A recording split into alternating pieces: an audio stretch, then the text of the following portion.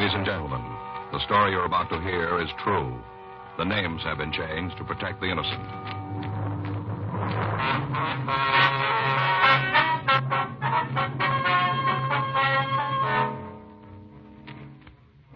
You're a detective sergeant. You're assigned to juvenile detail. You get a call from Georgia Street Receiving Hospital. A 2-year-old child has been brought in. Her condition is critical. There's evidence of foul play. Your job? Check it out. It was Sunday, August 14th. It was warm in Los Angeles. We were working the night watch out of juvenile detail. My partner's Frank Smith. The boss is Captain Powers. My name's Friday. I was on my way back from detention cells, and it was 7:28 p.m. when I got to the second floor of Georgia Street Juvenile. Squad room. Hi, how'd it go? Nothing. Those kids won't cop to a thing. What about the weapons? They only admit they had them, and that's all. Nothing about what they were going to do with them? No. I don't know, Joe. Today, kids got a lot more than we ever had. TV, cars, a lot of things. Yeah. Still seems like they aren't happy unless they're figuring how to beat somebody's brains out. Well, it doesn't go for all of them. Well, enough to give us a headache. Yeah. Now, take those kids upstairs.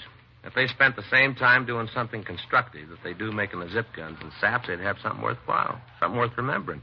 Well, maybe it'll work out the same way. What do you mean? They won't forget this. Juvenile Friday. Yeah, Doc.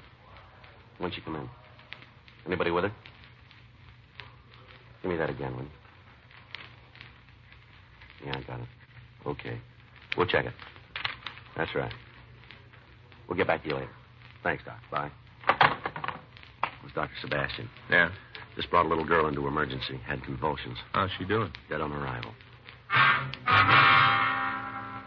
Frank and I notified Homicide Division, then we left the office and drove out to the address I'd gotten on the phone.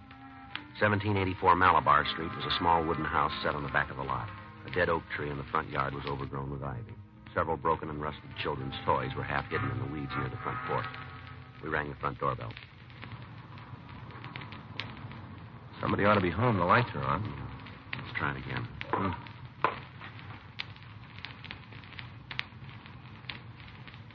Yeah, somebody's coming.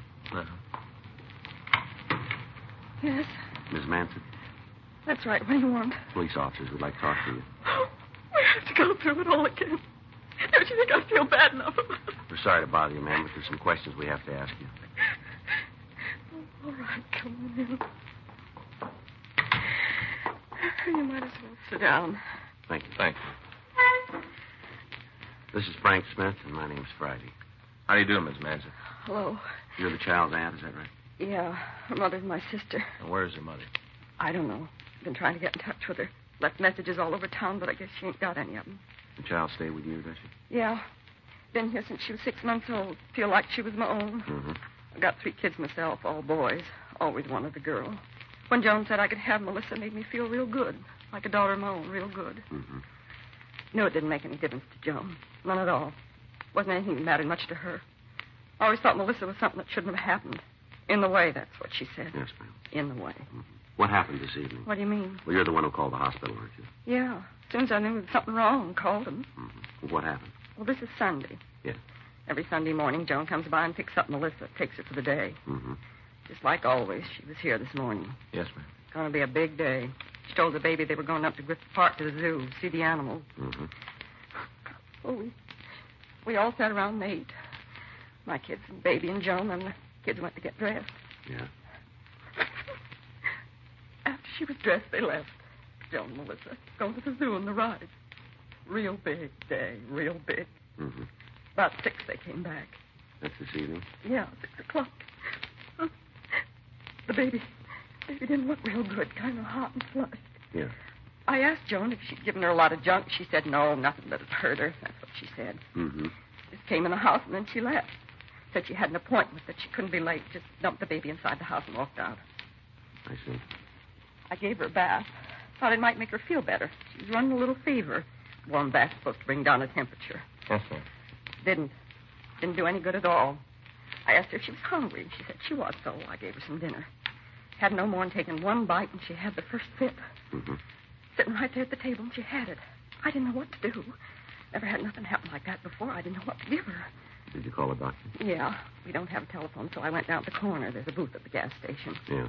Didn't want to leave the baby alone, but there wasn't any other way. Nothing else I could do. All right, go ahead, please. Doctor wasn't at home. I left word for him to come right over, and then I came back. Didn't no sooner walk into the house than she had another fit. Scared me to death. Poor little thing was sitting there. I could see she was in pain, terrible pain, and there wasn't anything I could do for her. Mm-hmm. I just couldn't wait anymore. I went back and called the emergency hospital, asked them to send an ambulance. Told them it was important and to send somebody right away. A couple of minutes after that, the men got here and took her away. Poor little thing. Yes, ma'am. She looked at me like asking me to stop the pain, begging me, almost tore my heart right out of my chest to see her. So little. Almost killed me. Yes. She was dead when they got her there. Didn't even live long enough for them to try and save her. Not even that long. Yes, ma'am, we know. Just a baby. 2 years old and she's dead. Just a tiny little baby. It hardly seems fair. A lot of people could die and it wouldn't make any difference, but not her. She was beautiful. Just beautiful, like my daughter, like my own. You sure there isn't something we can get for you, Miss Nancy? No, nothing. Isn't anything that'll help now. Nothing at all. Ma'am, has there been any history of this type of attack in your family? You mean fit? Epilepsy? Anything of that nature? No, never been anything like that. Well, now, did the child tell you that she felt sick? Mm-mm. We didn't have no idea there was something wrong until it was too late. Did she complain of stomach cramps, do you remember? No, she didn't. What'd you have for dinner? Ground meat, potatoes, the green beans. Couldn't have been that made her sick. We all ate the same thing. The kids and me, none of us had any trouble. Mm-hmm. Is your sister separated from her husband? Yeah, they hadn't been together for over a year. Been that long anyway, I suppose. He's supposed to contribute support, but he doesn't, not a dime. I see. Did she provide support for the little girl? She was the baby's mother, but that's as far as it went. Came to town from Melissa and it landed in my lap. Remember when she had roseola? Joe didn't even come over and see her, just didn't care. Mailed a little doll for the baby. Guess that was supposed to make up for her mother not being there. Can you tell us where we can contact your sister? Sure. Place over on Hewitt Street. Got an apartment there. You have the address? Yeah. Won't do much good to go over there, though. Why's that? She probably ain't home. Chances are she's out someplace running around having a good time. I see. Don't even know that baby's dead. Hasn't got the slightest idea. Oh, we'll go and see her. Hope you won't mind waiting for her to show up. You're going to have to. Probably wait a long time. Yes, ma'am. She don't care about the baby. Never did. Told me a couple of times. Just a rock around her neck. Talked about it, how hard it was for her to get a husband with a kid. All the time, how the baby was making it hard for her. Mm-hmm. All she ever thought about herself. Didn't want anything to interfere with that, just herself. She won't care about the baby. She won't care at all. Probably won't even talk to you. I think she will. Why should she? No reason for her to even see you. Yes, there is. What? We're trying to find out why the child died. Oh, she just got sick, that's all. There isn't anything more to it. Melissa just got sick. You seem pretty sure about it. Of course I am. Couldn't be anything else. You think there was anything else? You think there was something wrong? We don't know yet. Well, then talk to Joan. Ask her. Anything wrong with Melissa that happened today? She ought to be able to tell you. Talk to her. Yes, ma'am. That's what we'll do. Hope it does you some good. Wouldn't surprise me a bit if she knows what had happened. What's that? She's probably got an idea. I wouldn't want her to know I told you this. What do you mean? If there's something wrong with the way Melissa died, if there is, Yes, ma'am. it wouldn't surprise me if Joan killed her.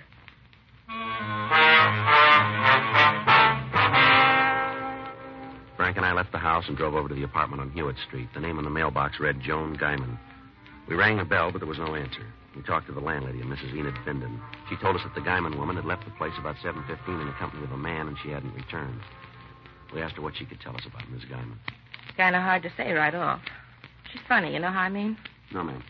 Well, there's a lot of people who don't like her, lots of them. They think she's kind of wild, the way she runs around, partying it up. You'll hear a lot of talk about her. Got to kind of make up your own mind about it. Mm-hmm. You any idea where we can find her? No, could be in half a dozen places. She starts on a run, she's liable not to slow down for a couple of days. You know the man she's with? Sorry, I can't help you there. I've seen him before, but not many times. I don't think Joan goes out with him much. Mm-hmm. Something wrong? Ma'am? Something happened to Joan? No, ma'am. Must be some reason you're nosing around. Anything you want to tell me? It might be a little better if we talk to Miss Guyman. That's the way you want it. I ain't going to pry into something don't concern me. Yes, ma'am. Have you ever met Mrs. Guyman's little girl? You mean Melissa? Yes, ma'am.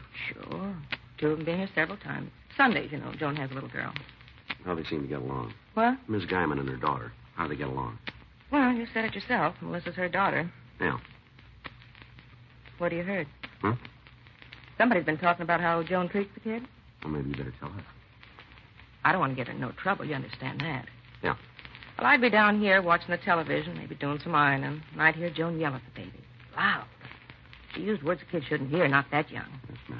Of course, not that those kind of words are ever good for a youngster, but sure not for one only 2 years old. Yeah. Anyway, she'd yell for a while, then it'd be quiet. Guess she hit the kid a couple times. Things calmed down. Now, do you know if Mrs. Guyman ever hit her daughter? Well, sure. I saw it with my own eyes. We had words about it. Well, Joan told me to mind my own business. Said to keep my nose where it belonged. Told me how Melissa was her kid, and if she thought a slap would do some good, she was going to give it. Mm-hmm. She did. Only a couple times they weren't slaps. What do you mean? Like this. With a closed fist. They're right along here. Right above the ear. A couple times in the face. I saw the kid with a black eye myself, sure. Does Mr. Guyman see his wife?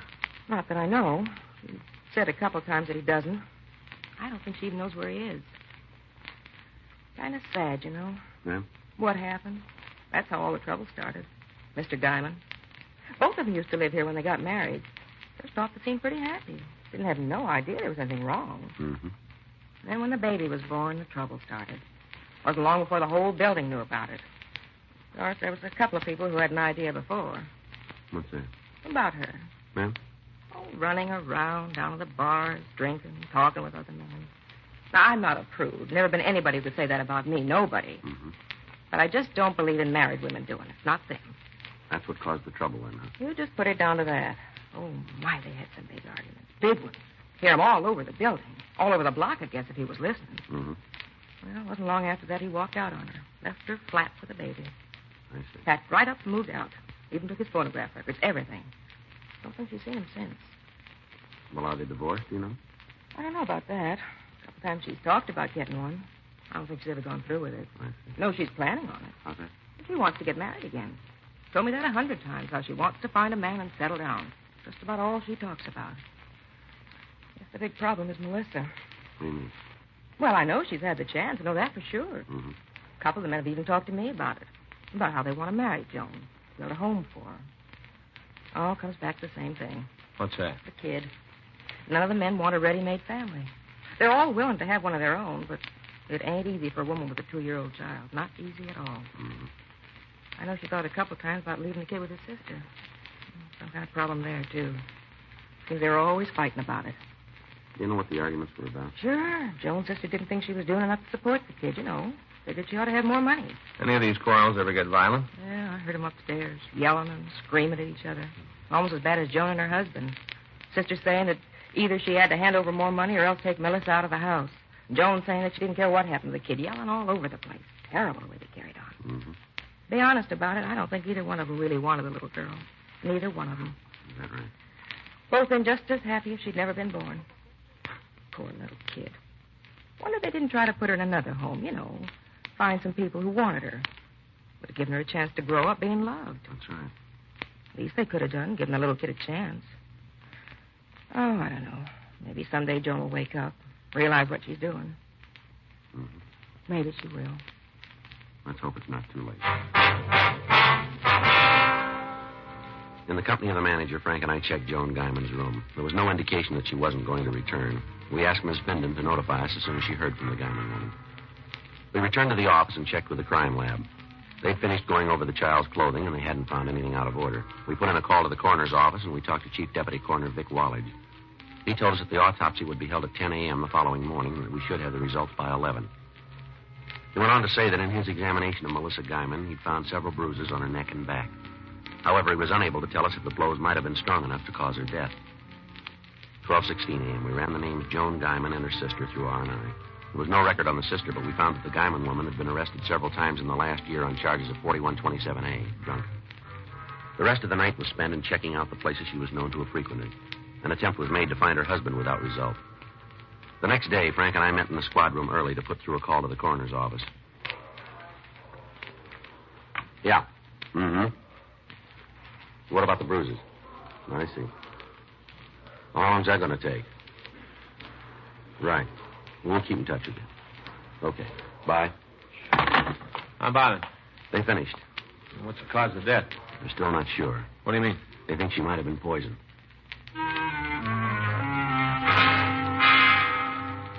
The autopsy had failed to show the cause of death of Melissa Guyman. Further tests were to be conducted.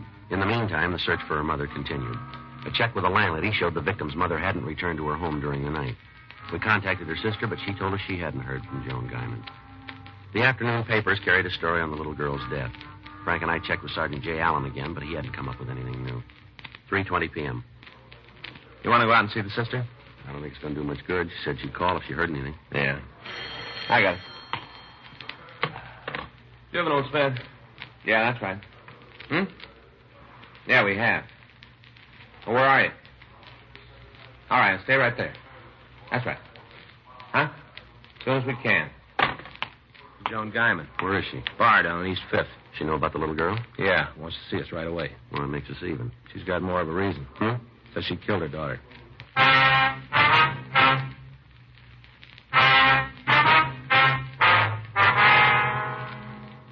Frank and I left the city hall and drove over to the bar. When we walked into the place, it appeared to be deserted. The bartender told us there was a woman answering the description we gave him in one of the rear booths.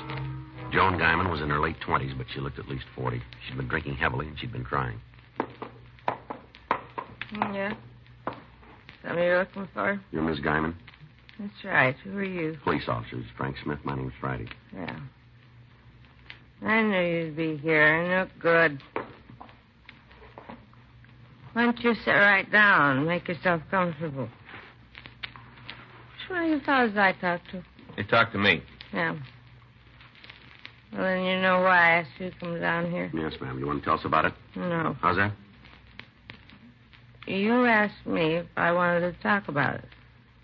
Well, I don't. I don't even want to think about it. I wish it never happened. Is that right?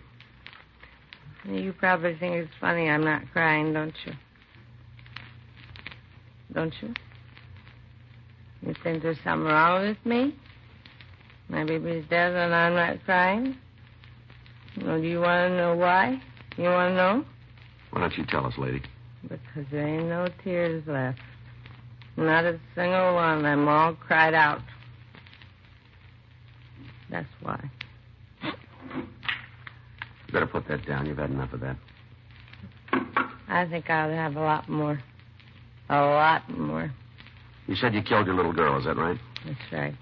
Well, tell us about it, will you? No reason not to. No reason for anything anymore. All right, go ahead. I killed her. I killed her. It's like I'd put a gun up to her head. I killed her. Is this the same? Go ahead. Oh, poor old kid. She didn't want much. Hardly anything. One of those dolls with the hair you can wave, that's all. The doll with curly hair and her mother. And she got the doll. I gave it to her yesterday when we came back from the zoo. He says, see how happy she was. She was happy. Mm-hmm. Another thing I wouldn't give her. No mother. Poor little kid. She doesn't have no mother. Just me, that's all. It's me. Yeah. That's how I did it. What's that? Killed her. If I'd been her mother and kept her with me, it never would have happened. She'd be all right now. Neglect. That's what did it. Neglect. And I gave it to her. Never paid no attention to her. All the time, too busy with what I was doing. I didn't pay any attention to her. I didn't pay any attention at all. All right, come on, lady. Where are we going? Downtown. What for? I think we'll be able to talk better there. Oh, I don't want to go anyplace. I'm going to stay right here. My baby is dead. Poor little kid didn't have no mother. Why don't you just go away and leave me alone? You know we can't do that. Why not? There a law or something that says you gotta harm people. Is that what you're doing? Frank. Yeah. No, wait a minute. You leave me alone. You got no right to do this to me. Bartender! Come on back here and help. These lousy cops are giving me trouble. Help me. Come on, lady. You're only making it harder on yourself. Leave me alone. Get away from me. Come on, don't cause any more trouble now. If you were a gentleman, you wouldn't do this to me. If you were a lady, we wouldn't have to.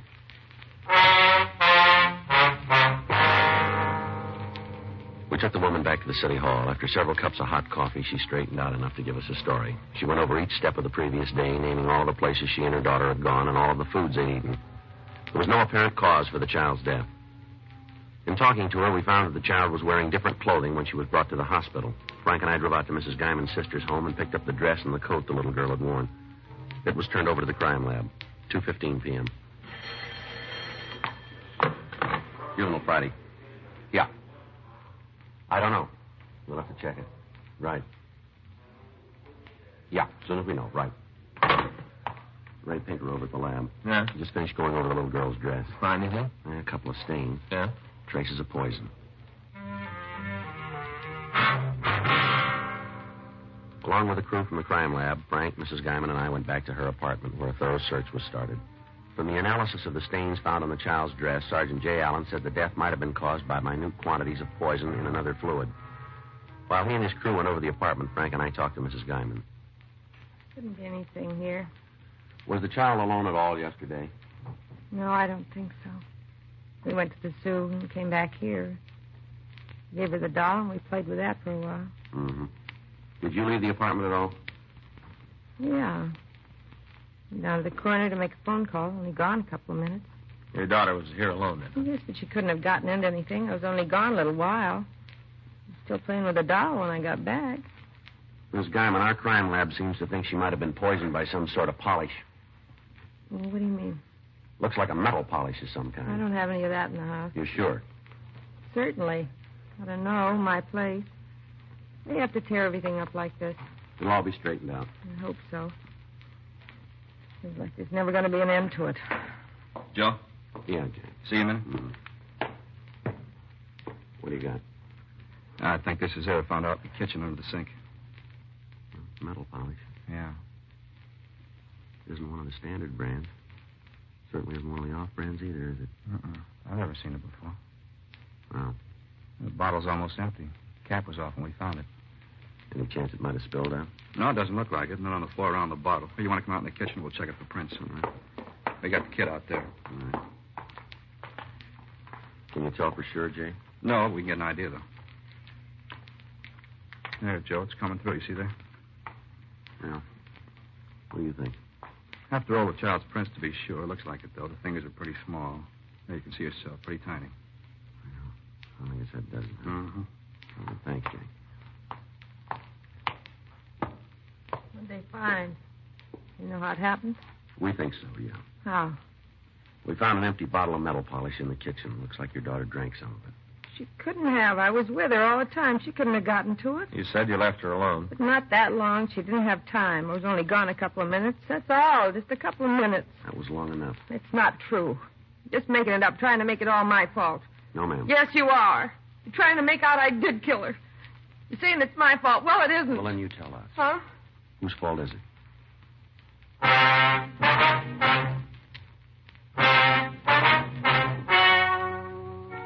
The story you've just heard is true. The names were changed to protect the innocent. On August 18th, an inquest was held in the coroner's office in and for the county of Los Angeles, state of California.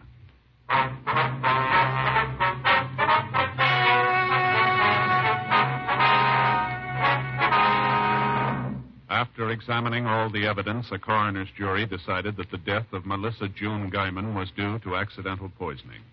You have just heard Dragnet, the authentic story of your police force in action, and starring Jack Webb, a presentation of the United States Armed Forces Radio Service.